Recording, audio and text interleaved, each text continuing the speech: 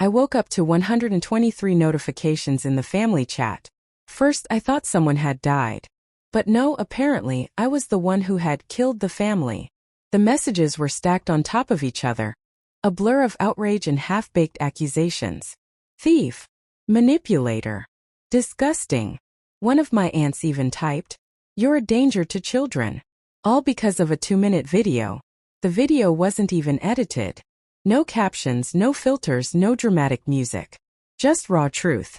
It showed my mother slapping my 10-year-old son across the face so hard his head snapped sideways. You could hear the sharp crack echo off the walls. And in the background, my sister's voice saying, "He deserves it." That was it. That's what I posted. The responses came in within minutes. First shock. Then rage, but not at the violence. At me. You don't air family business online. You humiliated your own mother. You'll regret this when your son grows up and hates you for destroying his family. My hand shook as I scrolled, but not from guilt. From something colder. The kind of clarity that only comes after years of being gaslit. Because here's the thing. This wasn't the first time. The slap wasn't an accident. It wasn't even unusual. It was just the first time I'd caught it on camera. I didn't film it on purpose. The security cam in my living room had picked it up when my mom insisted on babysitting for an hour. She thought I was gone. She thought no one would ever know. She was wrong. When I saw the footage later that night, I sat frozen on my couch, the glow of the TV bouncing off my son's still red cheek as he slept in the next room. My stomach turned over and over. I thought about deleting it, pretending I hadn't seen it, swallowing it like I had swallowed every other awful thing in this family. Instead, I pressed send. Straight into the group chat where every cousin, aunt and grandparent could see. That was last night. This morning I woke up branded the villain.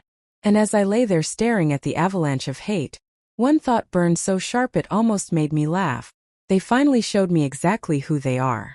The slap was just the latest chapter in a story that's been on repeat my whole life. When I was a kid, my mom didn't hit me often. She didn't have to. She had words sharper than any hand. She could slice me open with a single look, a single sigh that said, "You're a disappointment." And when she did hit me, it always came with a justification. "You provoked me. You need to learn respect. I'm doing this for your own good." That was the soundtrack of my childhood. Violence repackaged as discipline. Humiliation dressed up as love. And my sister? She was the golden child. 2 years younger, a master of tears and timing. She could crash my bike, break my toys, lie straight to our parents' faces, and somehow it was always my fault. She wouldn't have screamed if you shared. She wouldn't have hit you if you were nicer. She wouldn't have lied if you hadn't made her feel bad. By the time I was 10, I was fluent in a language of blame that didn't belong to me. Fast forward 20 years and nothing had changed. Except now it was my son standing in my place. Last year, when he accidentally spilled juice on my mom's rug, she called him useless. He was 8. When he cried because my sister's daughter pushed him, my mom told him to stop being weak. I swallowed it. Every time. I told myself it wasn't worth the fight. That I'd survived and he would too. But that was a lie. Because survival leaves scars. And I could already see them forming in his eyes. The way he flinched, the way he doubted himself. The night I saw that slap on the camera, something inside me broke. Or maybe it finally healed. I realized I wasn't just protecting him from them. I was protecting him from me. From the silence I'd inherited. From the habit of forgiving the unforgivable just to keep the illusion of family intact. So I posted the video. And the next morning the chat exploded. Not with sympathy. Not with shock. Not with a single person saying, "This is wrong." Instead they came at me. "You've always exaggerated. You're jealous of your sister. You love drama." They didn't see a child being hurt. They saw their illusion cracking, and me holding the hammer. And as my phone buzzed with their accusations, I made a decision that scared me more than posting the video itself. I wasn't going to defend myself. Not this time. I was going to let the silence do the talking. But I knew silence alone wouldn't be enough. Because my family, they rewrite history for sport. And I had receipts. If there's one thing my family does better than anything else, it's rewriting history. By the afternoon, the chat wasn't just attacking me. It was already full of a new version of events. According to them, the slap wasn't real. Or if it was real, it wasn't that hard. Or maybe it was taken out of context. One cousin typed, "That's not abuse, that's just discipline. Kids today are too soft." Another, "You're making a scene because you've always hated your mother." And my sister, of course, went nuclear. She edited the video. She's sick. She wants attention like always. I stared at the screen, the lies piling up so fast it felt like being buried alive. But I didn't reply. Not once. Not even when my aunt sent a voice note, her voice dripping with disgust. "You've humiliated this family. Take that video down or you'll regret it." That one almost made me laugh. Because for the first time in my life, I realized I wasn't afraid of them anymore. See, my family has always relied on silence. On the fact that I would swallow every insult, every shove, every dismissal just to keep the peace. They thrived on that silence. But they had no idea how much I had stopped being silent long ago. The camera footage wasn't the only thing I had. I had text messages, years of them, where my mom called my son names, where my sister threatened to teach him a lesson if I didn't control him, where relatives admitted things in private they would never say in public. I had audio recordings too. Not secret ones. Just voicemails. Messages where my mom screamed at me for not lending her money, where my sister bragged about manipulating people. All of it sitting neatly in folders on my phone. Untouched. Waiting. And for years I told myself I would never use them. Because I wasn't cruel. Because I wasn't like them. But staring at those messages in the chat, at their rewritten story gaining traction, something shifted. It wasn't about revenge. It was about truth. I knew if I dropped even one piece of evidence, the whole fragile wall of lies they were building would collapse. But here's the thing about truth. Once it's out, you can't take it back.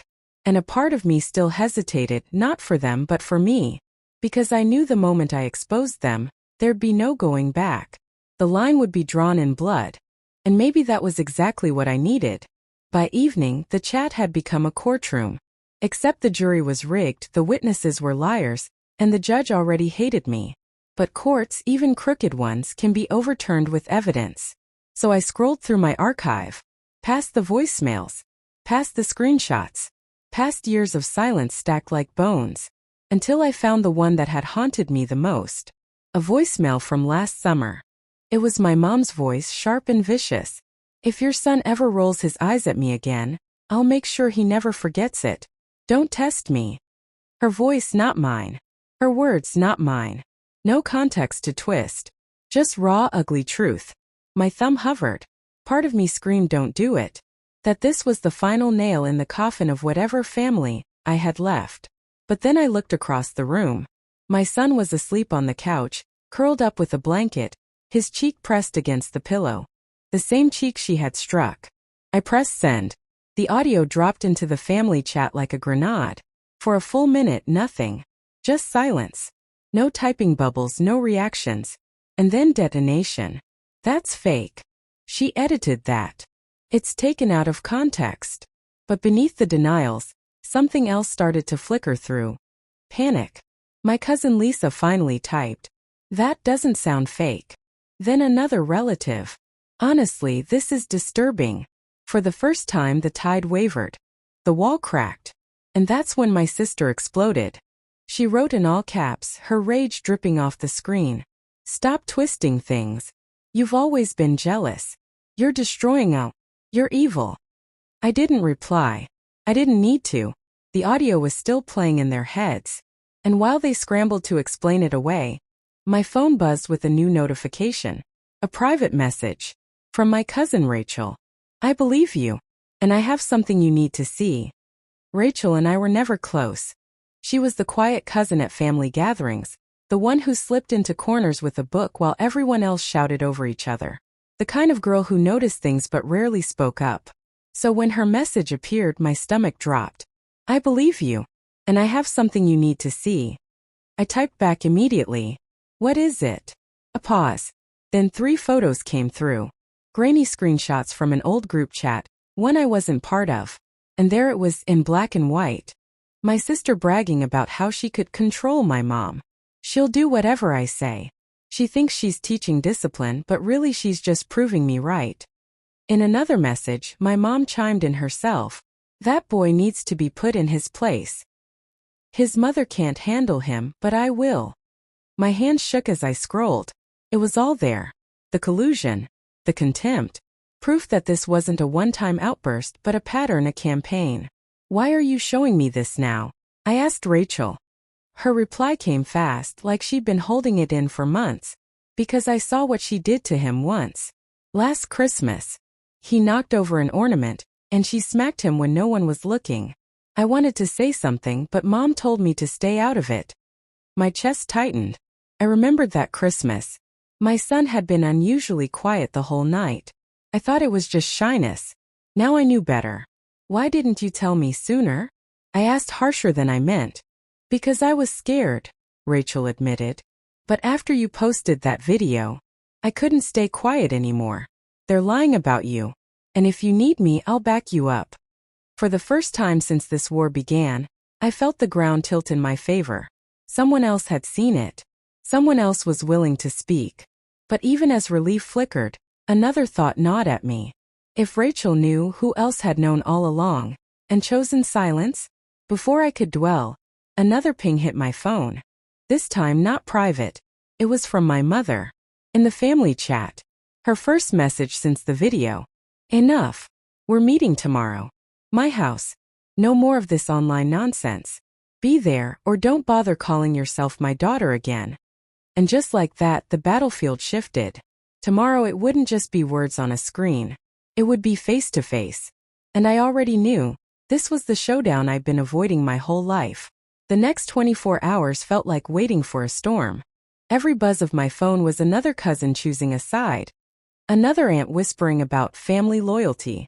By the time morning came, the group chat had split in two. Half defended my mother. The other half stayed suspiciously quiet.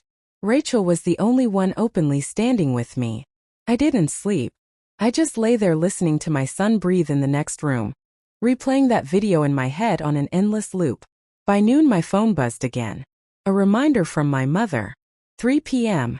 Don't be late. It read like a command, not an invitation. I thought about ignoring it. About finally choosing peace over another staged performance of family unity. But I knew if I didn't go, the story would twist again. They'd say I was running. That I was lying. That I was afraid. So at 2:45, I pulled into her driveway, heart hammering. Her house looked the same as it always had. White siding, faded shutters, a porch swing that hadn't moved in years. It should have been comforting. Instead, it felt like walking into a trap. When I stepped inside, the air was heavy, like the walls themselves were waiting. My mother sat at the head of the table, arms crossed, jaw tight. My sister stood beside her like a soldier guarding a queen. A few cousins lingered in the background, shifting uneasily. And then silence. Finally, my mother spoke. "You've embarrassed us all," she said, her voice low and dangerous. I didn't answer. "You think you're protecting your son?" she continued. "You're destroying this family. That's what you've done." Something in me snapped at that. Destroying the family? She had raised her hand against a child, and somehow I was the criminal? I pulled my phone from my pocket and placed it on the table. The screen lit up with Rachel's screenshots, my sister's messages, my mother's words. Evidence. Receipts. The truth they couldn't spin away. My mother's face blanched for just a second before hardening again. "You're twisting things," she hissed. But her voice trembled. And then my son's voice, tiny but steady, cut through the room like a blade. She hit me. Every head turned. He was standing in the doorway, clutching his backpack strap.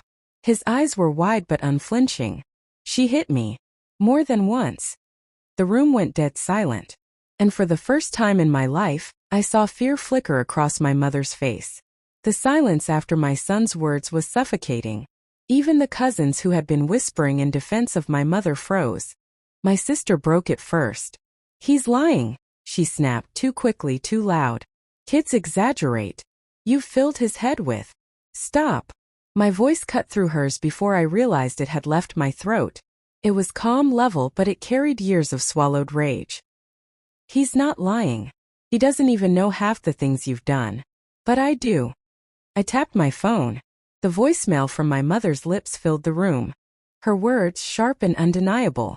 If your son ever rolls his eyes at me again, I'll make sure he never forgets it. Her voice echoed in her own living room. Every flinch, every denial, every excuse she'd rehearsed shriveled in the air. Fake, she whispered, but the word fell flat. No one believed it anymore. Rachel stepped forward from the corner, her hands trembling but her voice steady. I've seen it too. Last Christmas. She slapped him when no one was looking. I didn't want to believe it, but I saw it. Gasps broke through the cousins. My mother's eyes darted between them like she was losing her grip on the room. My sister opened her mouth to lash out again, but this time no one rushed to back her up. And then it happened. My mother slammed her palm on the table so hard the glasses rattled. You all think you're better than me? She screamed, her composure shattering. You wouldn't even exist without me. I raised you, fed you, sacrificed for you, and this is the thanks I get? Being called a monster? Her voice cracked on that last word. A perfect mask slipping. But it was too late. Because my son, my quiet, gentle boy, stepped forward again. You are a monster. The words landed like a hammer. For once no one corrected him. No one told him to respect his elders. No one tried to soften the truth. My mother recoiled as if he had struck her. And in that moment, I realized something terrifying and freeing all at once. The spell was broken. The fear that held this family together, the silence that bound us, it cracked wide and irreparable. And my mother knew it too. The room exploded after that. My mother lurched to her feet, face blotchy with fury. Get out! She shrieked at me, pointing toward the door. You are no daughter of mine. But her voice cracked, and that crack was louder than her words. My sister rushed to cover the wound. She's poisoning everyone against us, she spat. Don't you see? She's been jealous her whole life. She wants to destroy this family. Destroy it. I said, my voice low, steady. You've been doing that for years. I'm just showing people the wreckage. Rachel's hand shot up, trembling. She's right. We all saw it. We just pretended not to, because it was easier. The cousins shifted uncomfortably. Guilt splashed across their faces like a confession they hadn't prepared to give. And then another voice, softer, older, spoke. My Uncle David, who had been silent the entire time. I heard her once, he said. His gaze flicked to my mother. Years ago. She said if anyone disobeyed her, she'd make them remember. I thought it was just talk. I didn't want to get involved. The silence after his words was different now. Heavy, damning. My mother's mouth opened, then closed again. For the first time she looked small. Not powerful, not righteous, just exposed. And that's when my son whispered, almost to himself but loud enough for everyone to hear. I don't want to come here anymore. Something inside me cracked then too, not in pain but in clarity. I stepped forward, putting my arm around him. You won't, I said. My voice was final, unshakable. Not ever again. My mother's eyes widened. You wouldn't. But I cut her off. I would. I am. We're done. I gathered my phone, slipped my arm around my son, and turned toward the door. No dramatic shouting. No last words. Just a choice. Behind me, voices rose in chaos. My sister's fury, my mother's pleas, cousins arguing with each other. The entire structure of control they had built for decades crumbling in real time. But I didn't look back. For the first time in my life, walking out of that house felt like walking out of a prison. And I knew there was no going back inside. The next morning my phone wouldn't stop buzzing. Not with apologies. Not with remorse. With spin. A brand new story was already making the rounds on Facebook, in family group chats I wasn't even in. According to them, I had stormed into my mother's home, screaming, threatening, turning everyone against her. My sister wrote a post dripping with martyrdom. It breaks my heart to see my own sibling invent lies just to tear us apart. Our poor mother doesn't deserve this. Dozens of relatives piled on with sympathy reacts, hearts and prayers, as if she were the victim of some cruel smear campaign. They never mentioned the video, or the voicemail, or my son's words. Just me, the villain. I should have expected it. This was their way. Rewrite. Distract. Turn victims into aggressors, aggressors into martyrs. But this time I wasn't alone. Rachel messaged me again. They're twisting it already. Want me to post the screenshots? For a second I was tempted to go nuclear, to drop everything video, audio, texts, into the digital world where no lie could survive. But then I looked at my son sitting at the kitchen table eating cereal in peace. His small shoulders finally relaxed, not bracing for the next blow. And I realized he didn't need a public war. He needed a mother who chose him over the noise. So I didn't post. I didn't fight. I just quietly blocked half my family and cut off the last financial strings I'd still been carrying. Shared bills, small loans I never expected back. One by one, I removed myself from their lives like pulling threads out of a rotten fabric. The fallout was immediate. My mother left frantic voicemails. Please, we can fix this. You can't abandon family. My sister raged in texts. You're pathetic. Everyone knows what you really are. But their words didn't land anymore. They weren't hooks, they were echoes. And in the silence that followed, I felt something I hadn't in years. Not guilt. Not fear. Freedom. Still late that night, Rachel sent me one last message. Just 7 words. There's more you don't know about her. I stared at the screen, heart pounding. More? After everything, there was more? Rachel's message sat on my screen like a loaded gun. There's more you don't know about her. I called her. My hands shook as the line rang once, twice, before she answered in a whisper. She hurt me too, Rachel said. Silence. I didn't breathe. When I was 12, she continued, her voice flat, I spilled juice on the couch. Your mom slapped me so hard I couldn't hear out of my left ear for an hour. She told me if I ever said anything, she'd make sure my parents never believed me. So I stayed quiet. All these years. The room spun. Suddenly, all the pieces clicked. The way Rachel avoided gatherings, her withdrawn quietness, her distance. She hadn't just seen abuse. She had lived it. She's been doing this for decades, Rachel whispered. To kids. To you. To me. To your son. And everyone covered for her. They all knew. A cold wave crashed through me. It wasn't just my story. It was hers too. Why are you telling me now? I asked, voice breaking. Because you finally did what I never could, Rachel said. You exposed her. You broke the silence. And maybe it means she can't do it anymore. We sat in that silence together, 2 cousins on opposite ends of a phone line, bound by something uglier than blood but stronger than fear. When the call ended, I knew exactly what I had to do. Not post more evidence. Not fight them in the mud of social media. But protect. My son. Myself. Even Rachel in a way. So I cut them out completely. Changed numbers. Blocked every contact. Moved money out of joint accounts. Not a single thread left to pull me back. The last text I ever read from my mother came 2 days later, from an unknown number she must have borrowed. Family is forever. You can't erase me. I didn't reply. Because here's the truth. Family isn't forever.